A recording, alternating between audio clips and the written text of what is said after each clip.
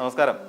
നിർമ്മല സീതാരാമൻ നമ്മുടെ ധനകാര്യമന്ത്രി ഇത്തവണ മത്സരിക്കുന്നില്ലെന്നും അതേസമയം പ്രചാരണ രംഗത്ത് സജീവമായി ഉണ്ടാകും എന്നുള്ള വാർത്തകൾ വന്ന് പോയി കഴിഞ്ഞിരുന്നു.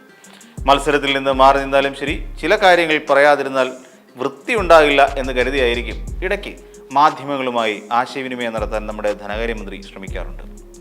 ദേശീയ മാധ്യമമായ ഹിന്ദുസ്ഥാൻ ടൈംസിന് മന്ത്രി ഒരു അഭിമുഖം അനുവദിച്ചിരുന്നു. അതിൽ നടത്തിയ ചില പരാമർശങ്ങളാണ് ഏറെ ശ്രദ്ധിക്കേണ്ടത്. ഇലക്ടറൽ ബോണ്ടുമായി ബന്ധപ്പെട്ടുള്ള മന്ത്രിയുടെ തീരുമാനമാണ് ഇപ്പോൾ മാധ്യമങ്ങളുടെ ചർച്ചാ വിഷയം. അത് കഴിഞ്ഞ അധ്യായമല്ലേ, ഇപ്പോൾ കുത്തിപ്പൊക്കേണ്ട വല്ല ആവശ്യമുണ്ടോ എന്ന് ചോദിക്കാൻ പോകുന്നതെങ്കിൽ വേണ്ട. കാര്യം അതൊരു അടഞ്ഞ ബില്ലല്ല. ഇനിയും നമ്മുടെ രാജ്യത്തെ രാഷ്ട്രീയ കക്ഷികൾക്ക് ഇലക്ടറൽ ബോണ്ട് വഴി പണം നേടാൻ കഴിയും. അതിനുള്ള സുവർണ അവസരമാണ് നമ്മുടെ ധനകാര്യമന്ത്രി വാഗ്ദാനം ചെയ്തിരിക്കുന്നത്.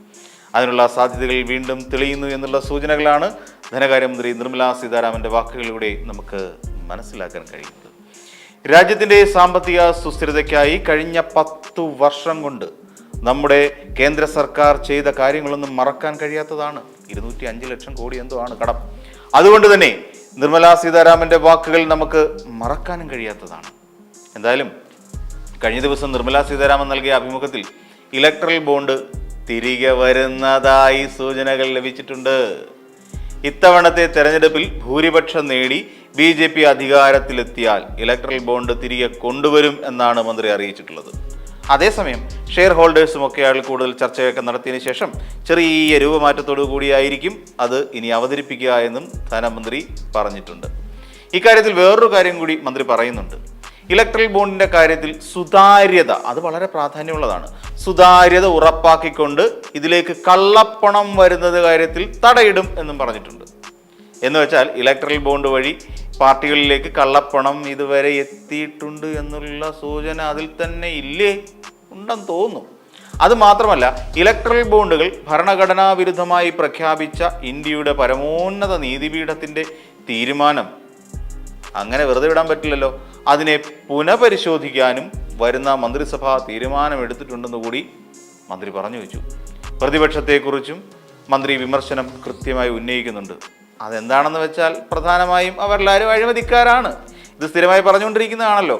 അത് ശരിയാണ്. EDയുടെയും ഇൻകം ടാക്സിൻ്റെയും ടാസ്ക് കാണുമ്പോൾ നമുക്കും മനസ്സിലാകുന്നത് അവരൊക്കെ വലിയ അഴിമതിക്കാരായിരുന്നു എന്നാണ്.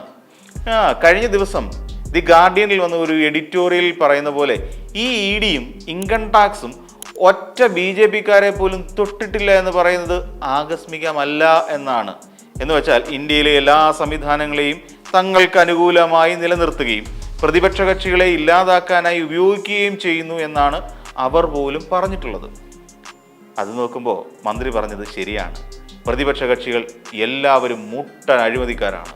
അഴിമതി ഒട്ടുമില്ലാത്തവരാണ് BJPയിലുള്ള എല്ലാ നേതാക്കളും. രാജ്യത്തിന് പുറത്ത് നിക്ഷേപിച്ചിരിക്കുന്ന കള്ളപ്പണം മുഴുവൻ കൊണ്ടുവന്നാൽ ഇന്ത്യയിലെ ഓരോ വ്യക്തികളുടെയും അക്കൗണ്ടിലേക്ക് 15 ലക്ഷം രൂപ വീതം ഇടാൻ ഉള്ള അത്രയും ഉണ്ട് എന്ന് പറഞ്ഞിട്ട് അതൊക്കെയും പിടിച്ചെടുത്തോ എന്നൊക്കെ ചോദിച്ചാൽ പിന്നെ ചോദിക്കുന്നവർക്ക് ഹിന്ദി അറിയില്ലെന്നും അവരൊക്കെ രാജ്യദ്രോഹികളാണെന്നും ഒക്കെ പറഞ്ഞ് പരത്തും. രാജ്യത്തെ കള്ളപ്പണം പിടിച്ചെടുക്കാനായി നോട്ട് നിരോധിച്ചതിന് ശേഷം പിടിച്ചെടുത്ത കള്ളപ്പണം മുഴുവൻ 2000ന്റെ നോട്ടുകൾ മാത്രമായി മാറിയതും ആകസ്മികം മാത്രം. റിസർവ് ബാങ്കിന്റെ കണക്കനുസരിച്ച് രാജ്യത്തെ നിരോധിച്ച നോട്ടുകൾ, അതായത് 1000ന്റെയും 500ന്റെയും, അവയെല്ലാം വളരെ കുറച്ച് ശതമാനം ഒഴികെ ബാക്കിയെല്ലാം തിരികെ എത്തി എന്നുള്ളതാണ്. എന്നിട്ടും കള്ളപ്പണം മാത്രം നമുക്ക് കണ്ടെത്താൻ കഴിഞ്ഞില്ല. ഇനിയിപ്പോൾ ഇലക്ട്രൽ ബോണ്ട് എന്ന് പറയുന്ന വളരെ സുതാര്യമായ പണവിനിമയ ഉപാധിയും തിരികെ എത്താൻ പോകുന്നു എന്നാണ്. ഇനി പ്രതിപക്ഷ കക്ഷികളെ കുറിച്ചുള്ള നിർമ്മല സീതാരാമന്റെ വാക്കുകൾ ബാക്കി കൂടി അറിയാം. തെക്ക് വടക്ക് എന്ന രീതിയിൽ ഒരു വിവേചനം ഉണ്ടാക്കാനാണ് അവർ ശ്രമിക്കുന്നത് എന്നാണ്. എന്ന് വെച്ചാൽ ദക്ഷിണേന്ത്യ ഒരു ഭാഗത്ത്, ഉത്തരേന്ത്യ ഒരു ഭാഗത്ത്. മനസ്സിലായില്ലേ? അതാണ്. അത് ശരിയാണ്. തെക്ക് ഭാഗം ഇപ്പോഴും BJPയെ സംബന്ധിച്ചിടത്തോളം ബാലികേറാമലയായത് പ്രതിപക്ഷ കക്ഷികളുടെ പ്രശ്നമാണോ എന്നുള്ളതാണ്. ദക്ഷിണേന്ത്യയിലെ ജനങ്ങളെ ദ്രാവിഡ കക്ഷികൾ തെറ്റിദ്ധരിപ്പിക്കുകയാണ് എന്നുകൂടി നമ്മുടെ മന്ത്രി പറഞ്ഞു വയ്ക്കുന്നു. അങ്ങനെ തന്നെ ഇരിക്കട്ടെ. ആര്യകക്ഷിയെന്നും ദ്രാവിഡ രാഷ്ട്രീയ കക്ഷിയെന്നും ഒക്കെയുള്ള വിവേചനം എങ്ങനെ ഉണ്ടായി എന്നുകൂടി മന്ത്രി പറഞ്ഞാൽ കുറച്ചുകൂടി നന്നായേനെ. അപ്പോൾ വിവേചനപരമായി സംസാരിച്ചുകൊണ്ട് ജനങ്ങളിൽ രാഷ്ട്രീയത്തിൽ പോലും ദ്രാവിഡം എന്നുള്ള ഒരു വിവേചനം കൊണ്ടുവരുന്നത് ആരാണ് എന്ന് നമുക്ക് ചിന്തിക്കേണ്ടിയിരിക്കുന്നു. ഒരുപക്ഷേ തമിഴകത്തെ ദ്രാവിഡ മുന്നേറ്റ കഴകത്തെയാണോ ഉദ്ദേശിച്ചിരിക്കുന്നത് എന്നൊന്നും അറിയില്ല, അത് വേറെ വിഷയം. എന്തായാലും ഇവിടെ ഇലക്ട്രൽ ബോണ്ട് തിരികെ കൊണ്ടുവരാനുള്ള തീരുമാനത്തെ നമുക്ക് അഭിനന്ദിക്കേണ്ടി വരും. അങ്ങനെ വന്നാൽ കീശ വീർക്കുന്നത് ആരുടേതെന്ന് കൃത്യമായി മനസ്സിലാക്കാനുള്ള ബോധം തൽക്കാലം നമ്മുടെ ഇന്ത്യയിലെ വോട്ടർമാർക്ക് എല്ലാവർക്കും ഉണ്ട്.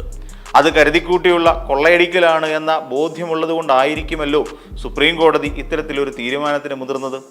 അങ്ങനെ വന്നപ്പോൾ BJPക്ക് ചൂട്ടുപിടിക്കുന്നവർക്ക് കള്ളപ്പണം നിക്ഷേപിക്കുന്നതിന് ഒരു മാർഗം തന്നെ ഇല്ലാതെ വന്നു. അതുതന്നെയാണ് കാര്യം. അതിനാണ് ഇപ്പോൾ മന്ത്രി പറഞ്ഞിരിക്കുന്നത് ഇലക്ട്രൽ ബോണ്ട് തിരികെ കൊണ്ടുവന്നിരിക്കും എന്നുള്ളത്. ചെറിയ ചില മാറ്റങ്ങൾ ഇക്കാര്യത്തിൽ വരുത്തും എന്നും മന്ത്രി പറഞ്ഞു വെച്ചു. അതായത് പഴയ വീഞ്ഞ് പുതിയ കുപ്പിയിലെന്ന് ചിലരൊക്കെ പറഞ്ഞു പരത്തിയാലും ശരി, സുപ്രീം കോടതിയെ വെല്ലുവിളിച്ചിട്ടെങ്കിലും അത് തിരികെ വന്നാൽ മതി. സംഗതി വേറൊന്നുമല്ല, നേരത്തെ നമ്മുടെ നിർമ്മലാ സീതാരാമൻ തന്നെ പറഞ്ഞിരുന്നു മത്സരിക്കാനുള്ള കാശ് തൻ്റെ കയ്യിൽ ഇല്ല എന്ന്.